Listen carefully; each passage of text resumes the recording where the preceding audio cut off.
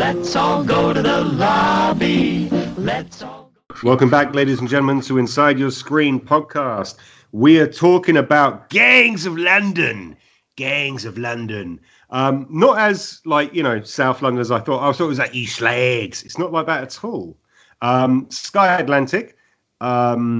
It's basically chronicling the powerful criminals of the East End, West End, London, Brendan. I don't know which one is it. Is it just London in general? I don't really know where they're based. Is there a specific area? I don't think it's kind of established, is it? We know where it goes beyond. It goes beyond. It goes beyond. It's the whole of London. It is. It is. And as we talk about it more, we'll obviously go into why. So you have a generic summary at the moment is you have two families. You have the Wallaces, the William Wallaces, and you have the Demanis, and they're like the kind of like the Stark family, not the Lancasters. They're together. They're like tight knit. They rule London. They're the ones. They are the gatekeepers to London, and other gangs of London fall in behind them. In the first episode, we have Finn Wallace, who's like the Don Corleone. He's the most powerful criminal in London, but he gets shot. He gets shot in the face, and he's dead. And nobody knows who ordered the hit. And herein lies the story. It follows his son Sean. Guys, what were your thoughts?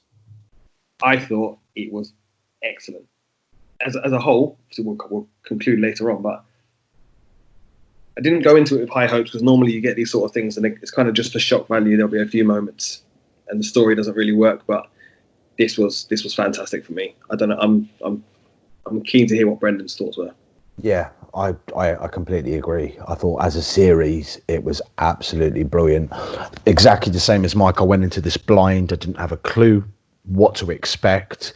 And anybody, this is a spoiler review, obviously, but when it all kicks off in the way that it does, I wasn't in any way expecting a Sky Atlantic 9 p.m. show to be as violent and as brutal, and I was surprised by it. Overall, I loved it.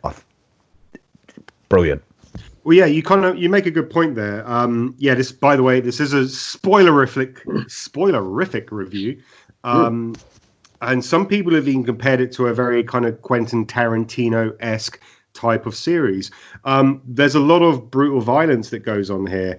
But I would argue that some of the violence is kind of farcical. It's kind of comical in that regards. But we'll get into that in a bit. All I wanted to say, Mike, you were the one that sort of brought this to us. I knew nothing about Gangs of London. You recommended it. I binge watched. There's like 9 episodes. I binge watched all of them within like 2 days, and these are like an hour-long episodes. The first one is 90 minutes. Yeah. The first one's like that kind of like special kind of like one, and there's a reason for it. Episode 1 is like a movie. It's like a movie. Yeah. So it doesn't pull its punches. The cinematography, we're introduced to Sean Wallace, who's like the protege of the empire of the Wallace family. He's standing on top of this, high-rise building that's being constructed, and below him, tied to a rope that's dangling off the edge of this kind of high-rise, is a kind of like hoodie, and basically Sean sets him on fire. Lets him squirm for a bit, so the rope kind of breaks, and then this flaming body plummets to the ground. And that's your introduction to Gangs of London. The cinematography is great. The violence when it comes is shocking, but also very well choreographed. The dialogue the pace, the flow, everything for me just flows really nice. So, what were your interpretations of like the first episode? Let's get into that, and then we'll kind of like move forward very quickly because there's 9 episodes and we'll get through them all very quickly. I was shocked by the first episode, to be completely honest. The first episode is probably the most violent of them all. Maybe not, but I thought it probably was. There was some really graphic fight scenes in there, some brutal deaths. Like you said, I instantly the scene in the pub with Elliot, when Elliot fights the gang of Albanians, is so Quentin Tarantino-esque. It wasn't until after I watched the whole series I saw that the creator is like a guy who does martial arts movies. So it was like a martial arts movie, and it introduced us to this, like you said, this really cool, close-knit family who are mourning the loss of like the head of the family. So it had this kind of almost Godfather-esque vibe of, you know, the Don has gone and now the son is taking up the mantle, but, you know, it's a real unified kind of family vibe. They showed, you know, how ruthless they were in it. The only, if we're going to do, just to finish my spoiler review on episode 1, I was gutted at the end of the episode where we find out that Elliot is a copper and he's an undercover copper. So yeah, let's just get into that a little bit. So the two main forces here, let's be honest, like there's Joe Cole, who plays Sean Wallace, who was in Peaky Blinders. Yeah, he was the one of the brothers of what's his name? Gone out of my head now. John Shelby. John Shelby. He's like he's the son. He is Sean Wallace. He's the son of Finn. And then you get Elliot Finch, played by and I apologize if I butchered the name. It's Sophie Derisu. Yeah, at the very beginning of the episode, we find that he's just this kind of like, you know, underdog. He's like this journeyman in terms of like, and he's trying to. You can tell that he's trying to grease the wheels. He's trying to get up that slimy pole. And he'll do whatever it takes to get there. By the end of the episode, we find out that he's an undercover cop. And herein then lies the kind of the dynamic. It's the kind of, hey, we know he's a UC. He's an undercover officer. He's trying to infiltrate the Wallace gang. It's the danger of that. That's what makes it a bit more tense, I guess. Yeah. And Mike, what would you think there? Well, yeah, I was really enjoying episode 1. And strange enough, until the fight scene, and I think it, on reflection of the whole series, my opinion on it changed completely. But watching the first one through, I was really enjoying the way that they were crafting the story. They were setting out the characters and kind of giving you a bit of what the story was going to be about. And then they had this crazy fight scene that just went from 0 to 100. Yeah, I wasn't expecting, and I was. You didn't like it? I didn't. And I said, on reflection of the whole series, now I look back on it, I'm going to watch it again because I really want to enjoy it now. But I'm not a massive fan of Tarantino films. I don't really like the way his fight scenes work and they're choreographed. I'm not a great fan of the sharpness of how they fight. It reminds me of how the Superman films, when they kind of, these Tekken-esque kind of moves of like a punch from 6 feet away and you skid into them. I can't get on board with that. But again, it was just, I think it was the shock value because I just wasn't expecting it. Had I seen a trailer where there was a fight scene like that in there, I probably would have still watched it and I would have really enjoyed it because I would have been prepared for it. But at that moment, I looked at it and I thought, oh, this is going to get silly now. And if it hadn't been for the fact that the end of the episode, contrary to Brendan's opinion, being that we found out about Elliot, I probably wouldn't have gone to the second episode. So that really worked for me. Okay, like I'm gonna have to disagree with you, man. I loved the fight choreography going on here. I loved what they did, like in the respect of like when Elliot picks up a dart. I didn't know you could do so much with a dart. You know, like wow, it was. There are some. I'll be honest with you. Right, let's be honest. This isn't a series where you're going in for like realism. This is a series that you're going in for that kind of like whole, you know, gangster sort of lifestyle. That's a bit kind of, you know, a bit above and beyond the kind of realism sort of sense. So when that massive fight scene happened, which I believe lasts for about at least, it seemed like 10 minutes. I know that wasn't the kind of case. I was just like, I kind of like, you know, if you're a fan of John Wick, and there's a lot of films that are out there these days where like stunt performers are becoming directors, and stunt performers know how well the flow of a fighting scene, because the flow of a fight scene is almost like a dance, and you need to kind of keep that pace. You need to kind of keep what's going on. And I felt like Gangs of London did that very well. There's a lot of episodes that you have like a kind of, at the end of the episode, you'll have like a kind of little scene of that, or the one episode in particular, which I think is the one where we follow the travelers, but we'll get into that shortly, is just purely action.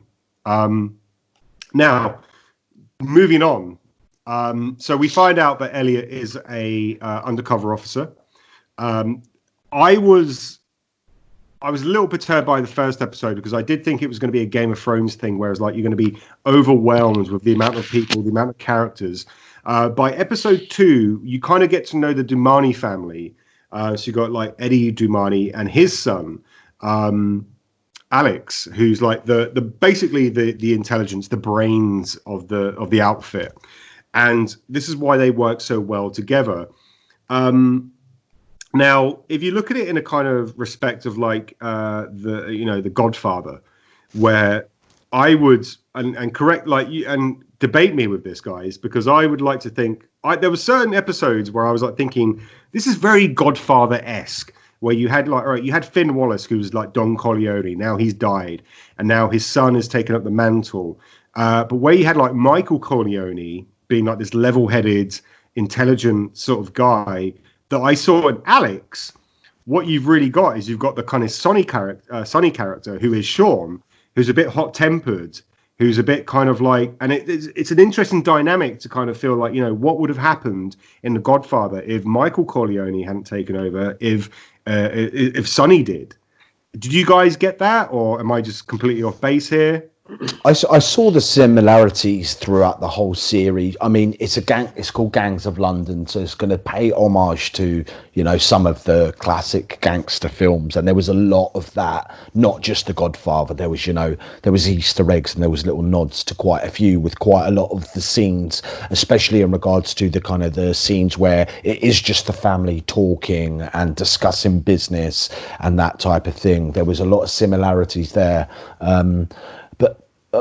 Yeah, it's actually good if you were to say, the whole kind of Alex and Sean comparison in regards to Sonny and Michael, it's very, very similar. That you could say that it's gone the opposite, where you're right, the kind of the more psychopathic, kind of violent character has taken over the family in this series, as opposed to, the smart, calculated, more business approach, more kind of educated approach from, Alex? Yeah. So yeah, I do see the similarities there. Yeah. I also like the kind of the Ed being almost like the Cancellieri, like the kind of not necessarily Tom Hagen. I'm so many comparisons to Godfather now, but I'm more thinking about the Clemenza type role, like but no, it's true though, because that's the way that Don Corleone or Vito and Clemenza they came into America, as young boys, and they grew up together. You've got that kind of approach with Finn and Ed, the fact they both kind of were immigrants into the country, and they both kind of grew, rise the ranks through the system together. So there is definitely that similarity. Yeah. I mean, it kind of sets the scene where it's Finn's funeral, and Ed is basically saying that kind of stuff, like where he's like talking like, no Irish, no blacks. When we were young, we were in this together. I would follow him all my way and all that kind of stuff. I'm basically going to try and just skip ahead a little bit now because I'm conscious of time, but so the next couple of episodes are pretty much, it's more kind of setting stones in place. It's like chess. It's like a game of chess where you have like different parts of different gangs. So you have like a traveling sort of gang. You have a kind of, are they Syrian? No, not Syrian. They're Kurds. Kurds. I was a little bit like that's the thing that there's even like a guy who's like wanting to try become a mayor of London. So I'd say our main. See, there aren't actually many gangs. Not really. Such Yeah, featured that's my if point. we're going to look at it. So you've got the Welsh gypsies, but they're not even kind of seen as a gang almost in the series. They're just a traveller gang.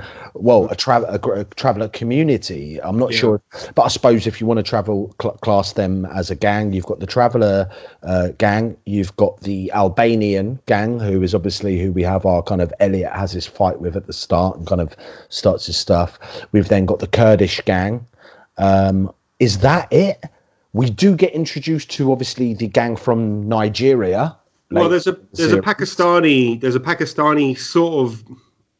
It's not a gang as such. It's more of a cartel. They're not one of the gangs in London. So but there is a certain segment where. What are they? Is that? I don't know. Yeah, I missed that.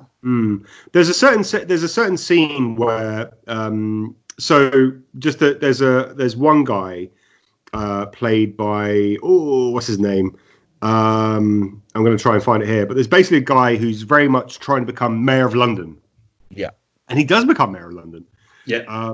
And he's of Pakistani descent, and his father is like the Don Corleone of the Pakistani sort of realm. Yeah. And there's a certain scene where like he unleashes hell basically on this other rival gang.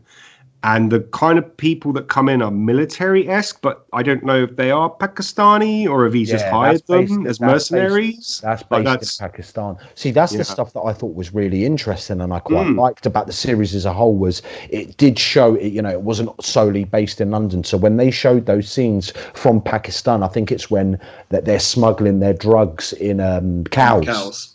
And they kind of show the explosion, and you've got the guys in the balaclavas, and they're out in the desert, and it's just showing. It was just really interesting. They just went to Pakistan all of a sudden, and then I also liked as well the fact that they had flashbacks, it's for certain characters and things like that. But I like the element of that. Just like you said, that scene was kind of like, oh right, they're in Pakistan all of a sudden. And you've got that, but that in essence, that was his gang. Him drug smuggling and running his drugs in Pakistan. So I mean, I think the main emphasis is obviously leaning towards Sean and Elliot, and they're both different directions. You got Sean who's trying to become the man that his father was. And he's been sort of, belittled by these other gangs that are like saying like, a boy is trying to be a man. And his own family, I guess. He's got his own like family issues as well. Like his brother's like a heroin addict or was a heroin addict. His mother, could be the mother played by Michelle Fairley, who was she's Marion Wallace, who was the mother in Game of Thrones of the Starks. Plays it brilliantly as well. Like she you kind of get the feeling that she's really the kind of mastermind behind stuff going on. As the episodes go on, there's obviously a lot of that kind of like, is Elliot's kind of position being compromised by what he's doing? He has his handlers, he has his bosses that he has to report into.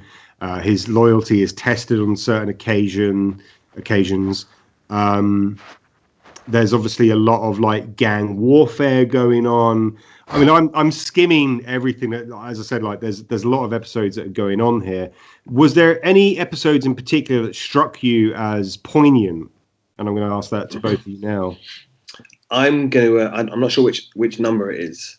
The episode where the kind of military team they siege the house and they try and get the boy who killed Finn at the beginning. And I'm going to say it's poignant because I felt it was needless. For me, it didn't need to be done. I didn't enjoy the episode. I found it really boring. And I was sitting there, I was discussing it actually with my wife today, who I watched it with. And I said, it would have been interesting for me if that episode had never happened. And it just turned out that the boy that he burnt at the beginning, that he let fall off the building site, was the boy that took the shot. And then we could have skipped that whole episode and there would have been no change to the story. Yeah. So just the kind of like, so basically Finn Wallace, the kind of Don Corleone, he's basically killed by the Welsh traveler, a Welsh traveler boy, essentially. It's not like some kind of hitman. It's not like some kind of assassin. It's literally a boy who's been paid money just to kind of go out and do his thing. And he's been set up. He has no idea that he's actually killing Finn Wallace, the head of the... Sure. But there is an episode dedicated literally to his plight, his escape. And I get where you're coming from, Mike, because I did kind of think that it was a kind of filler episode, but also it was one of the most action-packed episodes. And what I mean by that is that you could see that there was a lot of money pumped into this house, or this almost like castle-esque area where they had their last stand sort of thing. So in that respect, it didn't add any, like, it would have added more to the episode if the son had got on the boat. So basically this Welsh. That's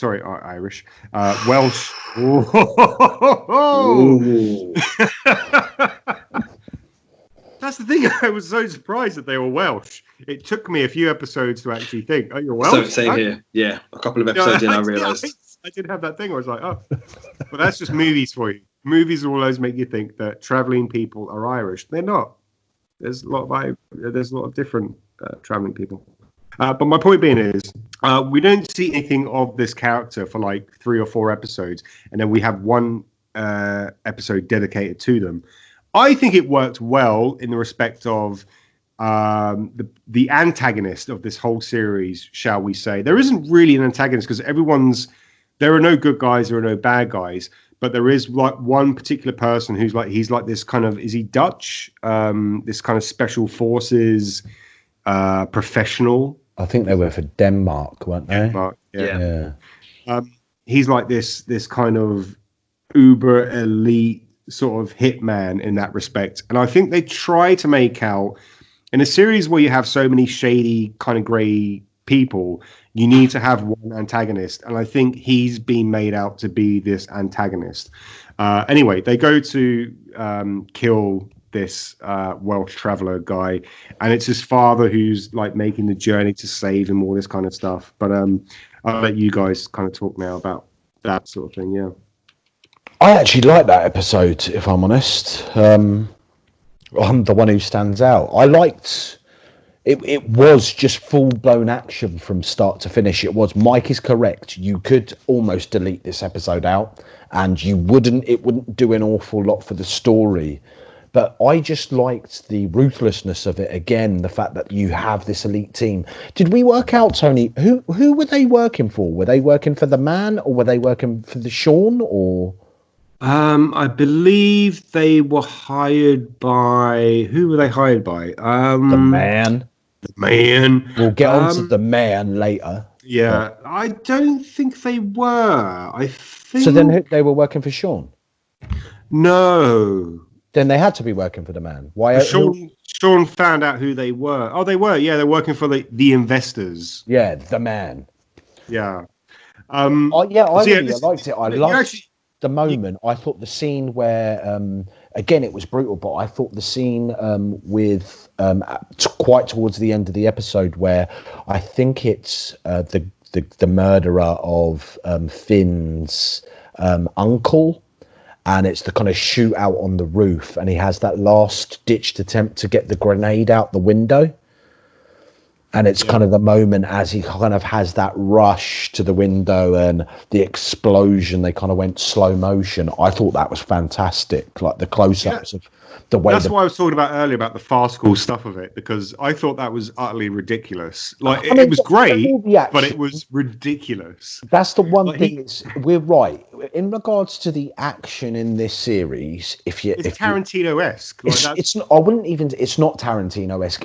I meant that brutal part. In a Tarantino way, but it is much more Japanese martial arts. You can totally see the creator of this coming out with, like we had, like even in that, there's a moment where I think one of them like takes a bullet, and he literally does like a 330 in the air kind of thing. Like it is definitely. Like, I agree with you. I agree. That's the point that you were saying there about the uncle who has a kind of backpack of grenades that he throws out of a window.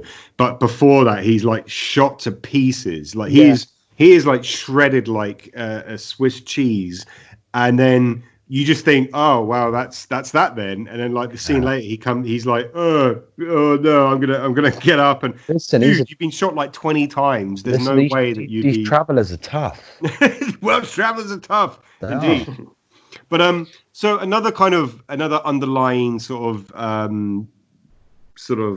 narrative arc really is that Finn Wallace, the Don Corleone character, he was trying to get, as the episodes go on, we find out that he was trying to get out of the game. He was attempting to leave with a mistress, a pregnant Floriana.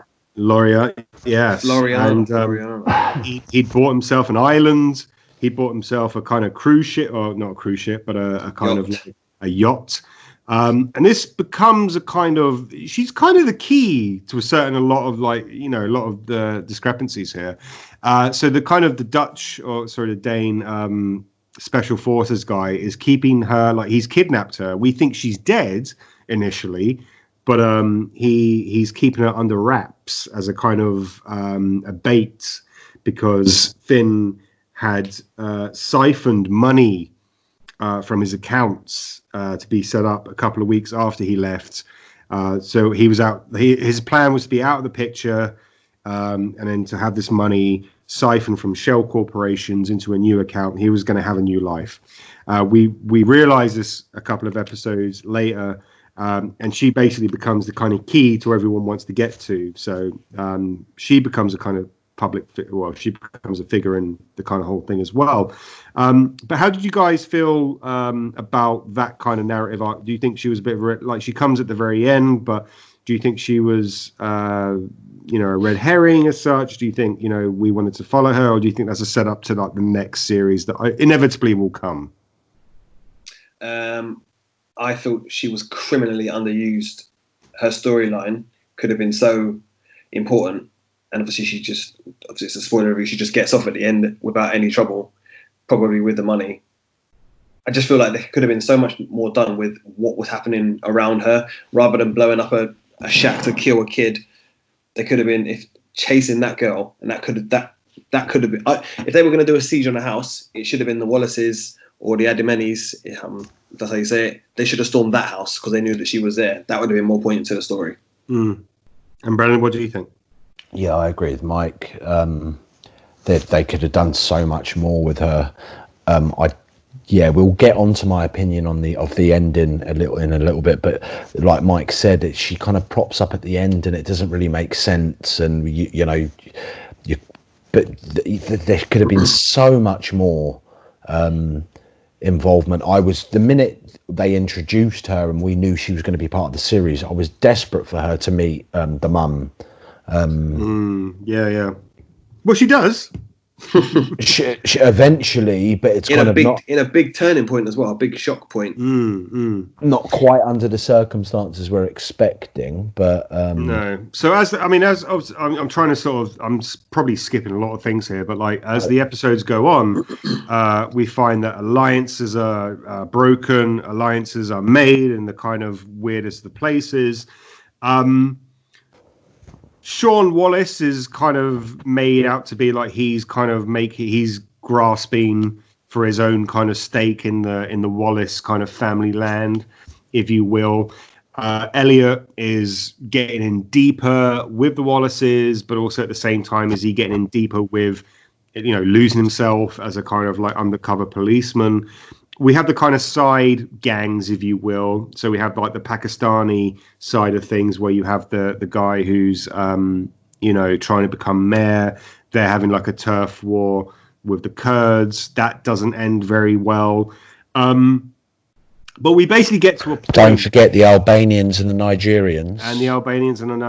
No, of course not. Yeah. The Nigerians.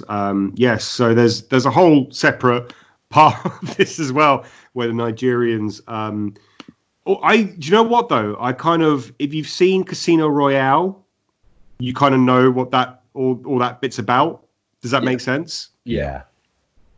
If you've seen Casino Royale, and there's literally a point where there's machetes fighting, then that's the kind of part of it. That's what I took from it. What I did love though, and I don't have his name, is it? I'm trying to get the name of the guy who played the head of the Albanian gang. He was very good. And I love the fact, they were the guy with the beard, the healthy beard, with the that was a healthy beard, wasn't it? That was a nice beard, yeah. Let's see if we can. He was a great character, by the way. A fantastic character, because he was one of those ones who, at the start, the Albanians were the first family who Sean suspected for killing his father. And, they had the confrontation at the funeral where he turned up at the funeral, and it was kind of like, first off, it was like, why the hell are you here? Because you're suspect number one. But Sean accepts it and says, sit down. And then he has to leave halfway through the funeral because Elliot's around the corner killing all his men. Was his name Luan Dushash? Luan, as in, is that the character's name? Yeah, the character's name, Luan, yeah. Luan sounds about right, yeah. I think the actor's called Orly Shuka. Yes, I'm looking at it now. Yeah, exactly. He was a great character. Fantastic. And he showed what was brilliant about his story was the fact that initially he was kind of public enemy number one with the Wallaces. Mm-hmm. He then kind of like showed his loyalty when we had the scene where I can't remember exactly what the setup was, but Sean had come to see someone or whatever, and then you've got the sniper started opening fire, and it was him who, in essence, was trying to protect Sean more than anyone, which kind of showed his loyalty. And then you had the whole kind of debacle with him not getting the payment that was owed from them. And what was brilliant about the Luan character was that he showed vulnerability, he showed fear. Yeah. They almost tried to make out like Luan was actually quite a weak character. He does the deal with the Nigerians, and then the Nigerians come over and they turn up with their machetes, and they start ripping people to shreds. And then you have that scene in the hotel room where Luan has his confrontation with the Nigerians. And I was not expecting that again, where, he literally just takes them all out. He slaughters them one by one on his own. Yeah, but I think, I'll be honest with you, I think he's brilliant. The actor and the character, that's what grounded me. Because, so far you've had, Sean Wallace, and I'll be honest with you, Joe Cole is a great actor, don't get me wrong. But there was something throughout this whole series that bugged me. Please. Go on, say what I want you to say. His accent. Yeah. What was that? It was like a kind of, I'm going to talk like a kind of English gentleman now. And it was like... I'm the opposite of Peaky Blinders. Yeah. Yeah. I'm the head of the family. I know, but it just... It doesn't make it... I've spoken so jarring. I've spoken to Mike about this as well. It makes no logical sense either. The fact that he speaks with a posh accent. He's got an Irish mother and an Irish father. He was brought up around Caribbeans and gangsters. Yeah. His brother's Cockney. Yeah. It makes no sense. The only, and again, this is one of those ones. My brothers watched this, and we had the discussion of the only excuse you can give this, but we have to fill in these gaps because the story doesn't answer this question, is because Alex is also quite well spoken. If you know Alex Damani, maybe they went to private or boarding school together, because they're quite close as well. They're around the same age. And I think maybe the concept is the two sons went and were educated. The other brother had his drug problem. But I'm filling in the gaps there. You filled in some gaps that I didn't even think of. I was thinking of it more of a kind of literally, as you said, his Peaky Blinder days. He wanted to make his character the actor, Joe Cole, wanted to make his character be a very smart person. Or a very kind of he's trying to play posh London. He's trying to play of course. Posh. No, I get that. And don't get me wrong, he does the accent very well. it just was very jarring. It doesn't fit. It doesn't fit with the family. And therefore, every time I heard him speak, I was like, it pulled me out a little bit. And I'll be honest with you, like, that's not a great thing. Like, it makes me not want to like the character, because I'm thinking, like, you're meant to be this kind of, born and raised in this, bloodied sort of area and all that kind of stuff. And from what you've just said there, Brendan, it makes a lot of sense. Like, him and Alex maybe went to boarding school. They got, educated in a kind of very prominent area and whatnot. But yeah, it didn't work for me. That's all I'm saying. It doesn't work. It doesn't work. And I think that was a choice by the actor. And fair enough. You can. Once again, going back to kind of like the Godfather analogy, like Sonny, his temperament, the whole temperament of that character is he's a hot-headed character. So I would have preferred him to have more of a kind of, West London sort of voice or a Cockney sort of voice, because that would have suited the character more. It's kind of made out throughout the whole series that he's an intelligent kind of guy, and I'm not saying he's not, but when you have a character like Alex, who's the most intelligent guy in the room, and that's said on several different occasions, where Alex Dumont is the most intelligent guy in the room, then Sean Wallace simply doesn't fit into that mold. So therefore, it should have been played differently, in my opinion. But then we're going to be leading on to, we're coming up to the end game now. So, as I said, alliances are set with different people that we don't know. Time is running out. The Wallaces are on the run through certain occasions. Certain things. Basically, that go on. The hunt for the killer of Finn has gone on. The hunt for the killer, it goes on, I think, perhaps too much. I think we should have found out a little bit more. The real killers I'm talking about. Oh, the real killers. Oh, so we're getting to the what they call the I'm getting to the end. The investors. That's the word. So yeah, it kind of turns out that really the gangs of New York aren't of London.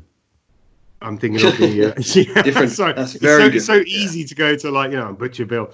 Sorry, the gangs of London aren't really run by the gangs of London. They're run by the 99.9%, the 1%ers. Is really what this kind of alludes to, right? Yeah. I'm going to let you guys talk now because I'm. Yeah. So what are we just summing up the end? Stuff. Are we summing up the end? Yeah. I love, as I said, I started off by saying that I loved this show. I thought it was brilliant. It was something new. It was refreshing. As the story goes, I thought the end was a pile of shit. I thought the end was really crap, and really it was just a letdown.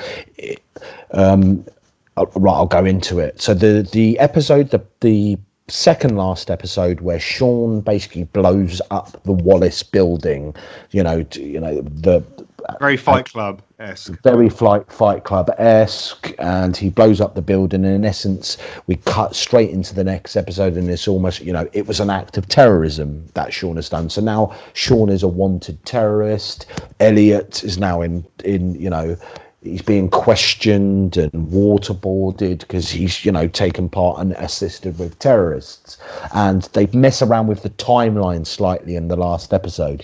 But to be blunt, of what I hate about the last episode is that this is supposed to be a gangster show, and the man won. Like you kind of touched upon there, like, we learned that the investors are in charge. No, the investors were never in charge under Finn. When Finn was alive, Finn ran the ship and he dealt with the investors and he did business in his way. But Finn was the boss. That's what it's alluded to anyway, that Finn was the man and Finn was the head of it. Finn ran it all. He ran London, and London was where they came to make their money. This ending basically makes all of the gangs just look shit. It's supposed to be so. Let's get to it. Sean dies. Pretty much all the other gangs get wiped out. The Albanians are still there, and the Kurds are still there, but the Kurds have gone back to Kurdistan, and the Albanians, we're not really quite sure what's going on. Well, hang on. Let's just go back. Let's rewind a little bit to Sean's death. Right. So Sean's death. That kind of, for me, that kind of came out of left field. That was a surprise that I wasn't expecting. Mike, did you think that Sean would be killed in such a way? No, I didn't. That really caught me unaware. I'm not going to lie to you. Neither did I. Yeah. There was a few moments like that. Like we mentioned it, the first episode with the scene in the pub, wasn't expecting that at all. The scene where the Albanian boss just tore up the Nigerian hotel, didn't expect that. That came out of absolutely nowhere. And this moment here where I was just completely shocked and didn't even have a thought that was a possibility. All right. So you said there, Mike, that the first episode where we meet Elliot, like we understand from the fight scene, even as protracted and as long as it is, that's a kind of that sets you up to find out who this guy is. He can take care of himself, right? He knows what he's doing, and we later learn on that he's a squaddy. And then, he's an undercover cop, whatever. The bit that you were saying with the Albanian guy, the head mafioso Albanian guy, he brings empathy to the role because he's not expecting to kind of do what he does, but he does it because of his love for his family. We get that, and we get that from that character. With the end episode, I felt like it was like a Deus Ex Machina in the respect of Elliot is walking along, underground like a what do you call it? A bridge. This kind of limo pulls up, and it's like, "Hey, get inside." Everything you've done for the last 8 episodes doesn't matter now because we want you to kill Sean. And it's like, what? Where did this come from? Yeah. And then Sean's been hiding out in this kind of like where they say is like there's some like club, whatever you want to call hotel club. And I was thinking, okay, so Sean's just now taken down like a building. He's basically like a peacock, like going to the investors. Hey, here I am. Let me know what I'm doing. And then he has this kind of like really heartfelt moment with Alex, where Alex, once again being the smartest man in the room, points a gun at his head and is like, "Look, the investors aren't happy with you. I have to take you out." And Sean's like, "Well, do it then." And they're like, "I can't do it because you're my brother." And I felt that. I thought that was really heartfelt. But then he gives the gun to Elliot, and then Elliot just fucking shoots him in the face. And it's like, oh, all right. Okay, that made everything for me a bit null and void. And also with Elliot, it was like he's still a cop. Like everything he'd done up until that point, he was doing all right. Yeah, he took a bullet for Sean in an early episode. He'd done some things that were a bit murky, but he did kill a few people. But you didn't really get the feeling that he'd passed the line. What the fuck are you on about? He passed the line in episode 1. Yeah, he fucked up a lot of people with a dart. He definitely wasn't supposed to be doing that. Yeah, maybe it just wasn't. He's a copper, Tony. Yeah, he's a copper. Okay. All right. Well, maybe he passed the line further than from just being a badass to like actually your moral compass is a bit askew. All I'm trying to say is, I didn't expect Elliot to shoot him in the face, only because of the fact that the 1% took him in a limo cab and said, "Hey, do this," and then you're good. That's my major issue with Deus Ex Machina. Yeah, it's the whole. This is supposed to be a gangster show, and you basically make all your gangsters out to be either turncoats or they're dead, they're weak, they're shit, they're stupid, they're not very good at what they do. Sean's let's be blunt, Sean's decision making through the whole thing is questionable. He's all like, how he wasn't shot in some of those scenes is over the top and ridiculous, because you've got machine guns flying everywhere and he doesn't get hit, but they're still snipering off the people next to him. Anyway, you've killed off your gangster. So Sean, your head of your family, was shit, and you've now killed him. You've got the Damanis, Ed and Alex, who have sold out to the man, right? You've got the Kurds have gone. The Pakistanis have been taken care of by the Kurds. The Welsh gypsies are gone. They've pretty much been wiped out. So I know just because you guys have alluded to, and the end suggests a hint of season 2, if there is a season 2, and I said this to Mike, I was talking to Mike off air yesterday, if there is a season 2, the term gangs must be taken out of the title. Because there is no... Sorry to interrupt you there. On that note, I actually said this, I don't think it should have been called Gangs of London, because the people that they were dealing with, the characters, they're so far above the gangs on the street, it's not even comparable. That it would have been better off being called something like People with Power, or just something like that, just to show that these it's very obvious, very straightforward, because they're not gangs. And if they are, they're really shit at what they do. Exactly.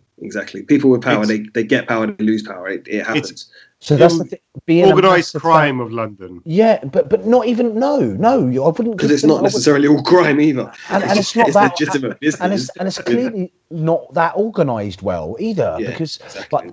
and again, something that I mentioned to Michael, like being a huge fan of just the gangster genre or whatever, gangster movies, gangster TV shows, love them. My favorite movie is The Godfather. That is the first one is my outright favorite movie. I was a huge fan of The Sopranos. I love the whole thing, and this just makes the gangs look weak. And again, I keep on going back to the man. All right, it turns out to be the investors of their own company were behind it all.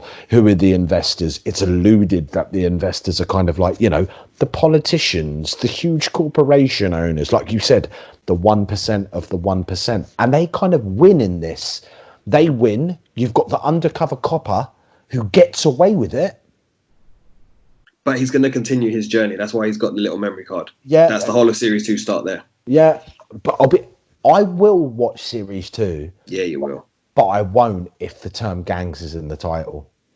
Brendan, are you upset because the reality of it is that the real gangs of London are the 1%? Well, at the end of the day, Vito Corleone was in charge of those politicians, not the other way around. He was in charge of the business owners, not the other way around. They're gangsters. Wow. I think we'll have to... you know what it should have been called? Shareholders of London. Basically, yeah. I would watch that, and that would be so... can you imagine if they were called it Shareholders of London? How many people do you think were watching it? It's like I'm absolutely ripping into it now. I loved it as a series. One thing we haven't mentioned, other than I forget the character name, but the Albanian, all the acting are admittedly, Sean's voice is questionable, but some of the performances throughout the whole series are amazing. Oh yeah, listen, don't get me wrong. All the performers here are on top notch. I only kind of like high caliber, a bit like a few of the shows we've been mentioning, recently. But they've got pretty much an A list of actors in this series. Yeah, definitely. And I only mentioned Joe Cole's accent only because of the fact that it is weird. He was trying. I feel like that was an actor's decision to kind of try and take him away from the kind of Peaky Blinders thing, from all that kind of stuff, and in a way it worked, because I did see him and go oh, he's talking really completely differently now, and that's going to make me look at you more in that respect. But also at the same time, it would have worked. Anyway, sorry. Yeah, definitely. No, that's definitely. So I think we should wrap this up now, because I think we could have a whole. We probably should have gone through this episode by episode, like we're doing with the Killing Eve podcast that we're highlighting every week, that you can find on our YouTube, our Instagram, our SoundCloud, Spotify, and iTunes. But we're not. No, because it'd be too much. It'd be too much. A binge. This is a binge one. It was all there and go. Yeah, we're not gonna just get your Domino's pizza, binge it, with all that cheese, that extra cheese on top. Yeah, and watch it because that's what we're all about. Clogging your veins with cheese. So you got predictions for series 2? Me? Not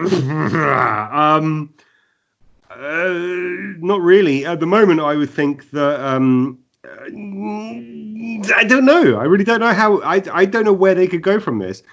It's either Mrs. Wallace, I have plans for you. No, I'll tell you what. It's going to be one of those two things where What they're does going to. what's the one say at the end? What's that final line in the show? What does the Florentine or whatever her name is say to Finn's mum or to Finn's wife? What is that? She says something to her. She's like, I have to Marion. Oh, so yeah, I can help you or something like that. Is that it? Oh, by the way, so I wasn't quite sure what happened there. Did Ed shoot her, or was it like a blank? I think he knocked her out. Yeah. No, I think she's dead. Wasn't there blood? No, because she opened her eyes. Yeah, she did. She opened her eyes when Floriana came over. Yeah, Floriana came over and went like, hello. Discuss the fact that we've had people who have been shot 50 times and they're still able to get up. Nah, she was sat far too upright as well. She was like a scarecrow. Yeah, I think that was like a fake. I think Ed had like some fake bullets going on, and they had previously arranged a meet. That will go in the second. Listen, that'll be the second series. There will be a second series. It's guaranteed. It's going to happen. I think there'll be like new gangs that come up. I think you might have some like triads.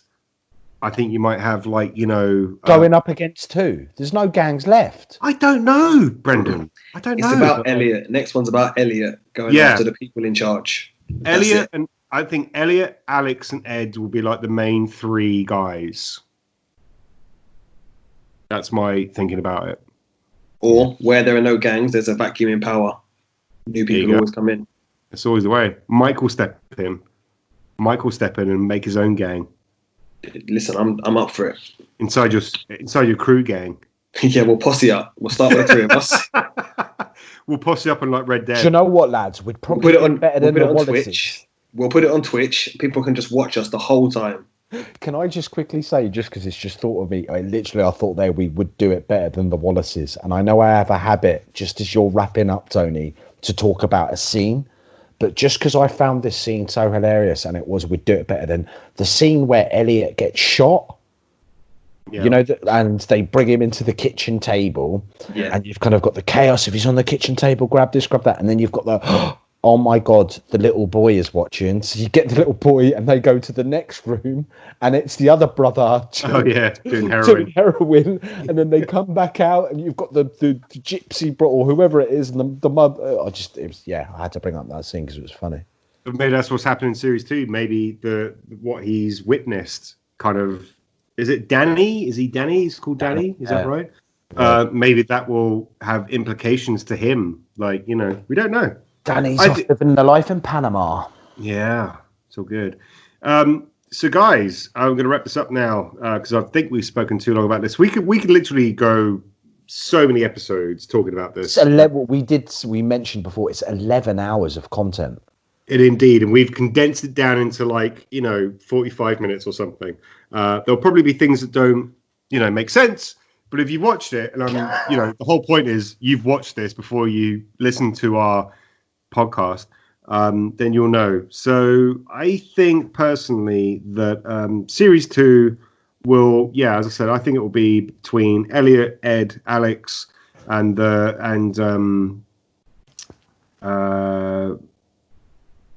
what's her name? Florentine, yes. And there'll be like a power struggle there, because was it a boy that she gave birth to? Not sure. I think there could be a big time lapse. Where it's like 15 years in the future or something like that. I don't know, but I think there's a lot of scope for the next series, and I think there will be a next series. It's been doing so well as far as I can see. What are your final thoughts on that? I want them to leave it. I enjoyed the series again. As you can tell, I wasn't a fan of the ending, but overall, I think it was a brilliant series. I'd highly recommend it, but I would leave it alone. And I'd leave it there, finish it as it is. Thank you very much. I would leave it for longer than is the norm between series.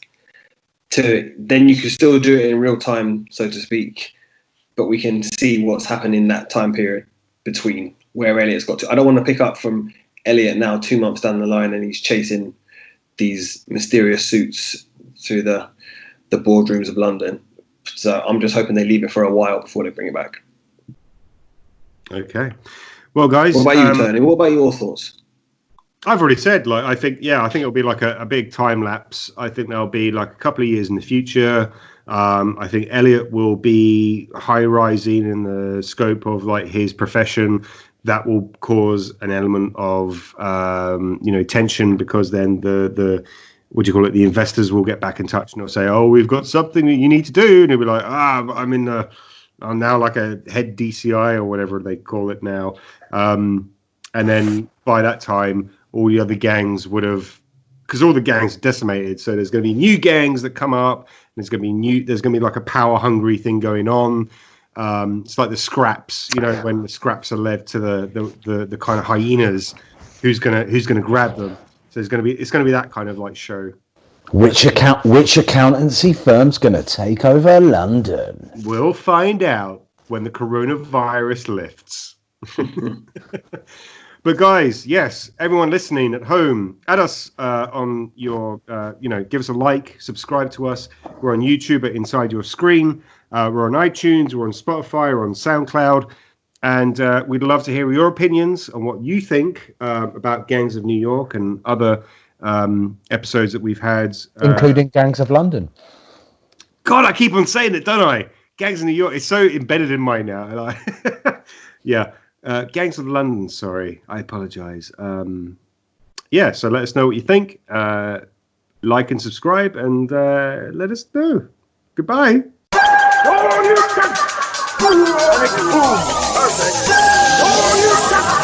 Inside your screen.